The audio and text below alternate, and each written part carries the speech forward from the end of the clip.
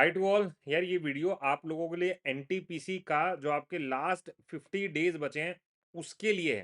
मतलब आपको in last 50 days के अंदर कैसे अपना जीएस को प्रिपेयर करना है, ये कंप्लीट वीडियो उसको शो करने वाला है। बहुत अच्छे तरीके से मैंने यहाँ पे एक्सप्लेन किया है हर तरीके से आप कैसे जीएस में अच्छे नंबर ला सकते हैं। देखो सिंपल सी बात है, अगर मैं आरआरबी के बारे में बात करता हूँ या स्पेशली फोकस्ड अबाउट एनटीपीसी, तो एनटीपीसी में जीएस का वेटेज अच्छा खासा रहता है। अगर आप जीएस में स्कोर नहीं करोगे तो ओवरऑल आप सिलेक्शन में पीछे हट जाओगे। आपको पता है नंबर ऑफ स्टूडेंट बहुत ज़्यादा होते हैं एनटीपीसी के एग्जाम देने के लिए। तो इस वीडियो को बड़े ध्यान से देखिएगा। लास्ट 50 डेज का बेस्ट प्लान आपका जीएस को कैसे प्रिपेयर करना है उसके बारे में कंप्लीट हम लोग बात करें। चलिए, तो सबसे पहले हम लोग बात करते हैं एग्जाम आने क्या क्या वाला है। सबसे पहले आरआरबी एनटीपीसी जो प्री का पेपर होगा, यानी सीबीटी 1 जिसको हम लोग बोलते हैं, उसमें मैथ्स के 30 सवाल है, रीजनिंग के 30 सवाल है, जीएस के 40 सवाल है, यानी कुल मिला के 100 सवाल आते हैं जो एक क्वालिफाइंग इन नेचर का है। तो बहुत सिंपल सी है, यहाँ पे जीएस के 40 क्वेश्चन है। उसके बाद अगर हम ये पेपर क्वालिफाई करेंगे तब जाके हम सीबीटी 2 का पेपर दे सकते हैं, जिसके अंदर टाइमिंग सेम रहेगा, 90 मिनट का यहाँ पे रहेगा और 90 मिनट का यहाँ पे रहेगा। 35 क्वेश्चन और जीएस के 50, यानी सीबीटी 1 में 40 क्वेश्चन है सबसे ज्यादा, सीबीटी 2 में 50 क्वेश्चन है अगेन सबसे ज्यादा। तो मतलब अगर मेरा जीएस पे फोकस नहीं रहेगा या जीएस अच्छे से प्रिपेयर नहीं रहेगी तो एनटीपीसी का पेपर क्वालिफाई कर पाना बड़ा मुश्किल हो जाएगा। इधर आएगा जल्दी से। सबसे पहले हम लोग सब्जेक्ट्स के बारे में बात करते हैं, कौन कौन से सब्जेक्ट हमें देखने को मिलेंगे। तो अगर मैं सब्जेक्ट के बारे में बात करूं, एक मिनट को जरा। तो सबसे पहला जो हमारा सब्जेक्ट आएगा यहाँ पे हिस्ट्री है। Then we have geography. एक मिनट दीजिएगा। हाँ, सबसे पहले हमारे पास हिस्ट्री आएगा, then we have polity, then we have geography का session, then we have economics, static GK, then we have science. Science के अंदर बायोलॉजी, केमिस्ट्री, फिजिक्स और current affair. So these are the basic subject of GS. अब पहली चीज हम समझते हैं इन सब सब्जेक्ट के अंदर आपको किस पे बहुत ज्यादा फोकस करना है या किस पे ज्यादा फोकस नहीं करना है। वो कौन कौन सब्जेक्ट होंगे सबके बारे में इन डिटेल हम लोग बात करें, इन डिटेल। आइए जी, सबसे पहले हम लोग हिस्ट्री को लेकर बात करते हैं कि हिस्ट्री क्या कहना चाह रही है या क्या क्या हमारे लिए इंपॉर्टेंट है, कितना कितना हमें ध्यान देना है। जब मैं हिस्ट्री के बारे में बात करता हूं तो बहुत सिंपल तरीके से समझिएगा। हिस्ट्री 3 मॉड्यूल के अंदर आती है। सबसे पहला मॉड्यूल जो होगा वो होगा मॉडर्न हिस्ट्री का, देन एंशियंट का, देन मिडेवल का। मैं लास्ट में आपको ये बताऊंगा किस सब्जेक्ट से कितने क्वेश्चन आते हैं। तो अगर मॉडर्न हिस्ट्री के बारे में हम बात करते हैं तो देखो मैं पूरा हिस्ट्री नहीं पढ़ सकता हूँ। मेरे पास 50 दिन पड़े हैं जिसके अंदर मुझे मैथ भी पढ़ना है, जिसके अंदर मुझे अपना रीजनिंग का भी देखना है और जिसके अंदर मुझे जीएस भी देखना है। तो 50 दिन के अंदर मैं बहुत सारी चीज़ें नहीं कर सकता। तो अब जो चीज़ें मैं आपको बता रहा हूँ, ये चीज़ें आपको सबसे ज़्यादा आपका जिसको आरओआई बोलते हैं कि रिटर्न बहुत ज़्यादा होगा। अगर आप इन टॉपिक को अच्छे से करोगे तो आपका जो रिटर्न है यानी नंबर ऑफ क्वेश्चंस का वो ऑटोमेटिक वैल्यू बढ़ जाती है। तो एक तरीका ये होता है मैं सिर्फ प्रीवियस ईयर क्वेश्चन करूं, और एक तरीका ये होता है कि मैं प्रीवियस ईयर तो करूंगा ही करूंगा लेकिन कुछ टॉपिक को मैं रीड भी करूंगा। तो दीज आर वो वाले टॉपिक जिनको आप अगर अच्छे से करके जाओगे तो क्वेश्चन ज़्यादा फंसने की उम्मीद है।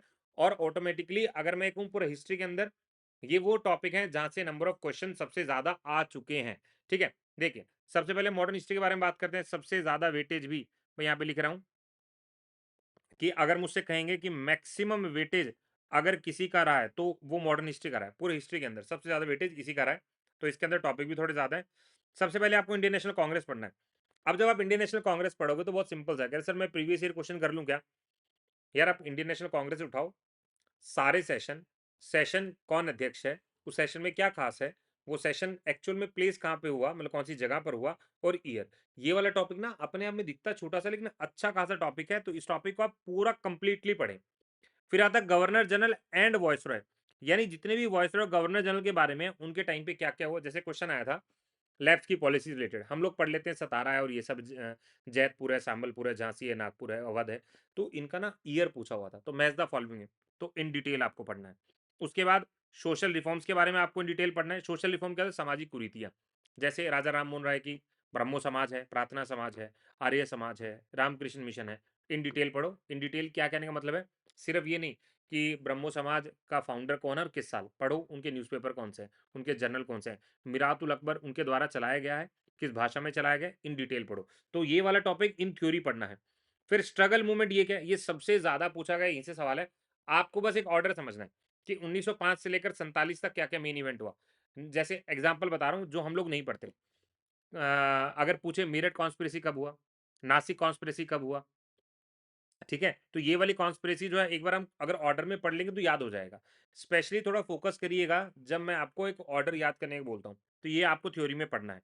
उसके बाद आता है रेवोल्यूशनरी मूवमेंट। रेवोल्यूशनरी मूवमेंट जो मैंने एग्ज़ाम्पल दिया, रेवोल्यूशनरी मूवमेंट वही है कि क्रांतिकारी गठन कौन, जैसे क्वेश्चन आया था मोपला रिबेल, संथल रिबेल, तो इनको याद करो। तो ये वाले मॉडर्न हिस्ट्री के वो सबसे ज़्यादा इंपॉर्टेंट टॉपिक हैं जो आपको कंप्लीट इन थ्योरी पढ़ने हैं, ये टॉपिक है। ये पीडीएफ मैं आप लोगों से शेयर भी करूँगा। इसके बाद हमारे पास आता है इंडस वैली सिविलाइजेशन, बहुत ज़्यादा इंपॉर्टेंट है। देन जैनिज्म, बुद्धिज्म, इनकम्प्लीट पढ़ो। हार्डली 1 घंटे का टॉपिक भी नहीं है, लेकिन क्वेश्चन अच्छा खासा मिल जाएगा। अब ये वाला ना अपने आप में एक बहुत बड़ा टॉपिक है। मैं ये कह रहा हूँ, मेरे पास 50 दिन है, मैं हर एक पूरा एंशिएंट वाला पार्ट डिटेल में नहीं जा सकता। ये कौन-सा बता रहा हूँ मैं, एंशिएंट वाला पार्ट बता रहा हूँ, इन डिटेल में नहीं जा सकता। तो मुझे करना क्या होगा? मुझे करना ये होगा कि मैं डायनेस्टी, उसका फाउंडर कौन है और उस डायनेस्टी का सबसे मेन बंदा जो है उसने कुछ खास किया तो उसके बारे में पढ़ लूँगा। तो ये मुझे यहाँ पर पढ़ना है, इन डिटेल नहीं जाना है। सिर्फ़ इन डिटेल मुझे इन टॉपिक को मोटा-मोटा देखना है, ये वाले को लेकर इनको डिटेल में पढ़ना है। ठीक है? वेरियस बुक्स क्या है, किस-किस ने कौन-कौन सी किताबें लिखी, एक बार रट डालो। लिस्ट मैं आप लोगों को प्रोवाइड भी कर दूँगा टेलीग्राम में, तो ये वाला आपको करना है, ठीक है? उसके बाद अब ये वाला मध्यकालीन भारत है ना, जिसको मेडिवल इंडिया बोलते हैं, यहाँ से क्वेश्चन आता है तो बहुत सिंपल आता है, जो हर बच्चा कर लेता है, और अगर इन डेप्थ आता है, तो बहुत खतरनाक आता है, जो कोई नहीं कर पाता। तो मैं कह रहा हूँ बहुत डीप नहीं जाना है, इसको ऊपर-ऊपर से पढ़ना है। अब ये सब करना तो आपको है ही है। इसके साथ जो एडिशन आपको करना है, ओनली प्रीवियस ईयर क्वेश्चन, बाकी कुछ भी नहीं। प्रीवियस ईयर क्वेश्चन पे फोकस करना है इन टॉपिक को पढ़ने के बाद। मैं ये नहीं कह रहा हूँ सिर्फ ये टॉपिक पढ़ो और भूल जाओ। पीवाईक्यूज करने बहुत अच्छे से। पीवाईक्यू मल्टीपल रिवीजन करो, इन टॉपिक को अच्छे से पढ़ लो, आपका हिस्ट्री कंप्लीट। ये वाला सारा काम करने के लिए मुझे हार्डली ये वाला सारा काम करने के लिए मुझे हार्डली 5 से 10 दिन का टाइम देना है। इससे ऊपर मैं टाइम नहीं दे सकता क्योंकि मुझे बहुत कुछ करना है।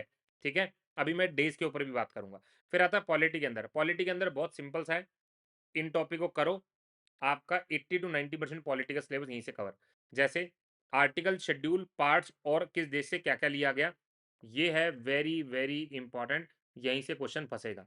इसके बाद fundamental right, DPSP, fundamental duty, second most important topic, बहुत ज्यादा इंपॉर्टेंट है। पार्लियामेंट कंप्लीट है। इसी के ना पैरेलल में सिर्फ आपको स्टेट गवर्नमेंट के आर्टिकल याद करने हैं। बहुत ज़्यादा स्टेट गवर्नमेंट में पढ़ने की जरूरत नहीं है। कॉन्स्टिट्यूशनल संवैधानिक बॉडी कौन सी होगी, जैसे यूपीएससी होगी, कैग हो गया, इलेक्शन कमीशन हो गया, तो ये वाली बॉडीज को आप पढ़ लो। ये वाली बॉडीज को इन डिटेल पढ़ लो। प्रियम्बल एक पेज है, हार्डली 15 मिनट देना है आपको, सीधा सीधा याद कर लेना है। ये वाले टॉपिक सिर्फ पढ़ने से, ये वाले टॉपिक आपका 80% पॉलिटी कवर है, गारंटेड। 80% पॉलिटी कवर है। इसके अलावा क्या करना है, इसके अलावा previous year question, maximum question यहीं से मिलेगा। बाकी पीवाई क्यूज लगाओ और कुछ नहीं करना है। अभी पीवाई क्यूज पे भी आऊंगा कैसे करना है। यहाँ तक खत्म हो गया, ये पॉलिटी ओवर हो गया हमारा। अब आता है ज्योग्राफी। अगर मैं रेलवे के पेपर के बारे में बात करूं तो यहाँ पे वर्ल्ड ज्योग्राफी का हमेशा से जोर रहा है। बाकी पेपर में, एसएससी के पेपर में वर्ल्ड ज्योग्राफी नहीं आती इतनी ज़्यादा, लेकिन यहाँ पे आती है। अब ज्योग्राफी सिलेबस कम नहीं है, मैंने अगेन बहुत शॉर्ट लिस्ट में आपके लिए करा है इसको, शॉर्ट में अरेंज। सबसे पहले रिवर सिस्टम, डैम्स और लेक, ये इंटरकनेक्टेड टॉपिक है, तो एक ही साथ याद करो। ठीक है? अब इसमें क्या करना है, मुझे जो बेसिक मेरे पास नोट्स होंगे उसको पढ़ूंगा और उसके साथ इन सब के पीवाईक्यूज लगाऊंगा, तब ये टॉपिक मेरा कंप्लीट होगा। इन सब के साथ पीवाईक्यूज लगाऊंगा। ऐसा अकेला बैठ के नहीं कि रिवर सिस्टम मैं पता नहीं कौन कौन सी किताबें से पढ़ रहा हूँ। आपको रिवर सिस्टम पढ़ना है और इसके आसपास के जितने पीवाईक्यूज हैं इनको अच्छे से करना है। माउंटेन, हिल और passes. Passes very important. Mountain आपको क्या करना है, स्टेट वाइज याद करना है। माउंटेन स्टेट वाइज याद करना है, ये स्टेट वाइज आप लोग याद कर लो। माउंटेन स्टेट वाइज याद करना है। सॉइल और एग्रीकल्चर, अब ये एग्रीकल्चर सॉइल वाला क्यों बोल रहा हूँ, देखो सॉइल वाला तो क्वेश्चन आता ही है, जलोढ़ मिट्टी कहाँ मिलेगी, लेटराइट कहाँ मिलेगी, ये सारा क्वेश्चन आता ही है। एग्रीकल्चर में आपको याद करना है राबी क्रॉप्स के बारे में, खारिफ क्रॉप्स के बारे में, जायद क्रॉप्स के बारे में, ये आपको कंप्लीट याद करना है। ये तरीका ऐसे होगा। स्टेट वाइज मिनरल्स क्या है कि कौन सा, जैसे क्वेश्चन आया था बॉक्साइट किस राज्य में ज्यादा मिलता है, आयरन और किस साइट में ज्यादा मिलता है, या स्टेट पूछ लेगा। खेतरी माइंस कहाँ मिलती है, या सबसे पुरानी माइंस असम के अंदर कौन सी है। तो ये वाले सवाल यहाँ से क्रिएट कर लेता है। ठीक है? मोनोसाइट के और कहाँ से मिलते हैं, तो ये वाले सवाल आपको यहाँ से प्रिपेयर करने हैं, इसमें पीछे नहीं हटना है, अच्छे से करना है, स्टेट वाइज है। इतना कर लो। उसके बाद पीवाई क्यूज लगाओ, ट्राइबल जो भी है वो सब पीवाई क्यूज के थ्रू। बेसिक ये करना है। इसके अंदर एक टॉपिक आप कर सकते हो जिसको हम वेजिटेशन बोलते हैं। वेजिटेशन, वैसे मैं इसको एग्रीकल्चर में मान के चलूं, लेकिन वेजिटेशन के अंदर आपसे ये पूछ सकता है कि डेसिडियस के एग्जाम्पल दो, पर्णपाती कौन कौन से हैं, एवरग्रीन के एग्जाम्पल दो, तो ये वाला क्वेश्चन आता है। लेकिन पहले आप ये करो, बाकी बातें बाद में।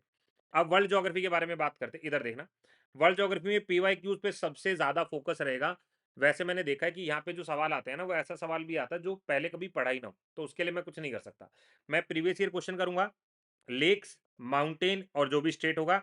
और प्लीज यार कैपिटल जरूर याद करके जाना, कौन सी कंट्री कहाँ लाई करती है, कम से कम ये पढ़ के जरूर जाना। क्योंकि कई बार क्या होता है, सिंपल इतना सा रहता है, ये यूरोपियन कंट्री नहीं है, या इनमें से कौन सी यूरोपियन कंट्री होगी, ये कैपिटल किसकी है, मैच द फॉलोइंग में। तो ये आपको वर्ल्ड ज्योग्राफी के अंदर करना है। वर्ल्ड ज्योग्राफी के अंदर मास्टरी नहीं करनी है, प्रीवियस ईयर क्वेश्चन पे फोकस करो और इन 3-4 टॉपिक पे फोकस करो बस। इसके अलावा वर्ल्ड ज्योग्राफी कुछ नहीं करना। अब एक फिजिकल ज्योग्राफी मैंने एक वर्ड डाला है इसके अंदर, क्योंकि अगर आप पेपर देखोगे तो यहाँ से क्वेश्चन मिल रहा है। सबसे पहले अर्थक्वेक से क्वेश्चन आ रहा है, पी एस वेव क्या होती है, एल वेव क्या होती है, रिश्टर स्केल क्या, मर्कली स्केल क्या, एक बार रीड करना है। वोल्केनो में अलग अलग टर्म्स का यूज किया है कि जो भी ज्वालामुखी है उसमें डाइक क्या है, सिल क्या है। ये क्वेश्चन आजकल पूछता है जो आपके रिसेंट के एग्जाम है उनमें। तो वोल्केनो, माउंट एटना कहाँ पर है, तो जितने भी इंपॉर्टेंट वोल्केनो है, इंपॉर्टेंट वोल्केनो किस देश के अंदर है, एक बार ये पढ़ेंगे।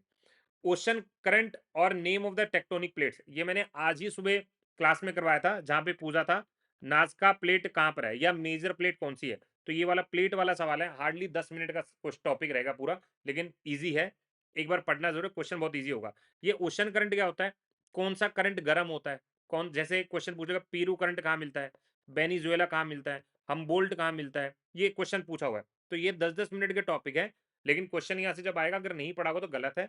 अगर ये क्वेश्चन पढ़ लोगे तो ऑटोमेटिकली इंप्रूवमेंट आपको देखने मिलेगी नंबर में। ट्रेड विंड्स क्या होता है, ट्रेड विंड्स क्या होता है, आपने पढ़ा होगा ट्रेड विंड, वेस्टर्ली कौन सी है, ट्रेड विंड कौन सी है। ये जितने भी टॉपिक मैंने मेंशन किए हैं, इंक्लूडिंग द कोपियन क्लाइमेट, हर एक टॉपिक 10 से 15 मिनट का, यानी ये चारों टॉपिक जो है 1 घंटे का टॉपिक है। लेकिन अगर मैं पेपर में देखता हूँ तो 70% बच्चे इस टॉपिक को छोड़कर आते हैं और गलत करके आते हैं। क्यों? क्योंकि पढ़ के नहीं गए। इतना मुश्किल है नहीं, 1 घंटा इसको डिवोट करेंगे, ये टॉपिक हो जाएगा, तो ऑटोमेटिकली ज्योग्राफी का क्वेश्चन आएगा तो इजीली कर लोगे। ठीक है, इनके अलावा मुझे क्या करना है, इनके अलावा बस पी वाई क्यूज करना है और कुछ नहीं करना। ज्योग्राफी का सिलेबस कम नहीं है, एक बार नजर डालो, ज्योग्राफी का सिलेबस ठीक सिलेबस है। इन सबको ये देखो, 50 दिन के अंदर मैं पूरा पूरा सिलेबस नहीं लिखवा रहा हूँ, 50 दिन के अंदर मेरे को इन पे ही फोकस करना है। ठीक है, नेक्स्ट आएगा अब ये वाला टॉपिक, स्टैटिक जीके। भाई प्लीज ये स्टैटिक जीके वाला जो एसएससी की तैयारी कर रहा है वो भी इनको फॉलो करो। सीजीएल के लिए हो, चाहे वो सीपीओ के लिए हो, चाहे वो सीएचएसएल के लिए हो, चाहे वो एमटीएस के लिए हो, इन टॉपिक को जरूर फॉलो करें। ये टॉपिक जो है हर पेपर के लिए इक्वली वैलिड है। स्टैटिक जीके आरआरबी में कितना आता है, ठीक ठाक आता है। एसएससी जितना नहीं आता, लेकिन ठीक आता है। एक बार देखें जरा, सबसे पहले टेम्पल्स याद करने हैं, और टेम्पल में प्लीज भगवान किन के लिए है, इन डाइटी को देख लेना, किन भगवान के लिए, किस स्टेट के अंदर के लिए है, और किस तरह के आर्किटेक्चर से बनाए गए हैं। नागारा है, वेसारा है, द्रविड़ा है, इनको पढ़िएगा। फेस्टिवल सारे करने हैं, डांस सारे करने हैं, स्पेशली डांस के जितने भी लोग रिलेटेड हैं वो सारे, म्यूजिकल इंस्ट्रूमेंट बजाने वाले, म्यूजिकल इंस्ट्रूमेंट पूरा, घराना कौन, घराने से कौन कौन संबंध रखता है, ये सारा। नेक्स्ट आएगा UNESCO Ramsar national park biosphere reserve. देखो लाइन मैंने एक लिखी है, अब ये वाला टॉपिक है, ये वाला टॉपिक दिखने में बस नाम ही तो लिखे मैंने, लेकिन ये टॉपिक करने में भाई पूरा दम लगेगा। तो इसमें दम लगाने के लिए आपको पहले से ही, मतलब आज से ही तैयार करना शुरू करना है। उसके बाद UNESCO Ramsar national park biosphere reserve बहुत अच्छे से तैयार करना है। उसके बाद इंटरनेशनल ऑर्गेनाइजेशन नेशनल, ये ना रेलवे का one of the most most important topic है, one of the most important topic है। इंटरनेशनल ऑर्गेनाइजेशन, उसके हेडक्वार्टर, उसके नया चीफ, कितनी कंट्रीज हैं, एक एक पता होना चाहिए। उसके बाद इंडियन मिलिट्री ऑर्गेनाइजेशन पूरा। देखो मैं आपको सिंपल बता रहा हूँ, रेलवे के अंदर डिफेंस, स्पेस, इंटरनेशनल ऑर्गेनाइजेशन, सबसे ज्यादा सवाल पूछे जाते हैं। इतने इनसे भी नहीं आते ये वाले टॉपिक से, जो मैंने 3 टॉपिक बोले उनसे बहुत ज़्यादा आते हैं। उसके बाद जितने भी नोबेल प्राइज, भारत रत्न या जो भी इंपॉर्टेंट अवार्ड्स हैं बहुत अच्छे से देखेंगे। स्पोर्ट्स बहुत डिटेल में, इंपॉर्टेंट प्लेयर्स, अवार्ड जो कब दिए जाते हैं, स्पेशल टर्म्स, प्लेयर रिलेटेड जो भी इंफॉर्मेशन है, इंपॉर्टेंट टॉपिक रटो इसको। इंस्ट्रूमेंट क्या हो गए, जैसे अलग अलग इंस्ट्रूमेंट, बैरोमीटर है, ओडोमीटर है, जो भी इंस्ट्रूमेंट है, विटिकल्चर है, जो इंस्ट्रूमेंट जो स्टडी जिसके लिए जानी जाती है आपको याद करना है। Books and author in detail, history की सारी बुक्स, इसके अलावा अरुंधति रॉय जैसी किताबें जो हैं, विक्रम सेठ जैसी किताबें जो हैं, शशि थरूर की जो किताबें हैं, वो सारी याद करेंगे। बाउंड्रीज एंड इंडियन मैप, ये इंडियन मैप वाला मैंने अलग से तुम्हें बोल रहा हूँ कि बैठ के एक दिन इंडियन मैप पढ़ लेना। क्यों बोल रहा हूँ, कई बार ये पूछता है मध्य प्रदेश के बाउंड्री बनाने वाले कौन कौन से राज्य और हैं। तो अगर मैप पता होगा तो क्वेश्चन आसान है, मैप नहीं पता होगा तो सवाल गलत है। उसके बाद जो दूसरे फोकस करना है वो है जनगणना 2011। इन डिटेल आपको पढ़ना है, इन डिटेल आपको पढ़ना है। मैं इसको यूट्यूब पे कंप्लीट करवाऊंगा विद ऑल क्वेश्चंस। अब इसके लिए आप क्या कर सकते हो, देखो अब ये कहोगे सर इन सब के सोर्सेज क्या हैं, इन सब के सोर्सेज क्या हैं, इन सब का सोर्सेज आप ढूंढोगे तो मिल भी जाएगा। बाकी यूट्यूब पे मैं इन सारे सोर्सेज को करवाना भी शुरू करूंगा अब से, जो नेक्स्ट वीक आएगा। और इसके लिए आपको पीवाईक्यूज जितने पढ़ सकते हो, नॉट रेलवे, एसएससी, जो भी वनडे एग्जाम मिलेगा सबका आपको ये वाला पोर्शन पढ़ना है, ठीक है। नेक्स्ट अगर हमारे पास आएगा इकोनॉमिक्स के बारे में, इकोनॉमिक्स के बहुत ज़्यादा सवाल नहीं आते हैं। इकोनॉमिक्स के आपको बहुत लिमिटेड से टॉपिक करने हैं और इन्हीं टॉपिक को करके जाएगा, बाकी कुछ करने की जरूरत नहीं है। सामने बस आपको प्रीवियस ईयर क्वेश्चन एक बार देख लेने। इकोनॉमिक्स ओके ओके तरीके से आती, बहुत ज़्यादा नहीं आती। वेरियस टर्म्स है, वेरियस कर्व है, आरबीआई है, बैंकिंग है, नेशनल इनकम है, 5 ईयर प्लान है, अनएम्प्लॉयमेंट, पॉवर्टी और डिमांड एंड सप्लाई। इनको अच्छे से पढ़ लेना, बेहतरीन टॉपिक है, बेहतरीन टॉपिक, इनको अच्छे से पढ़ के जाइएगा। नेक्स्ट आता है साइंस। साइंस का वेटेज अपने आप में ही सबसे ज़्यादा वेटेज है, लेकिन अगर मैं पेपर में देखूंगा ना तो ऐसा भी नहीं कि सिर्फ साइंस ही साइंस आ रही है। साइंस के मेजर टॉपिक मैंने यहाँ मेंशन किए हैं।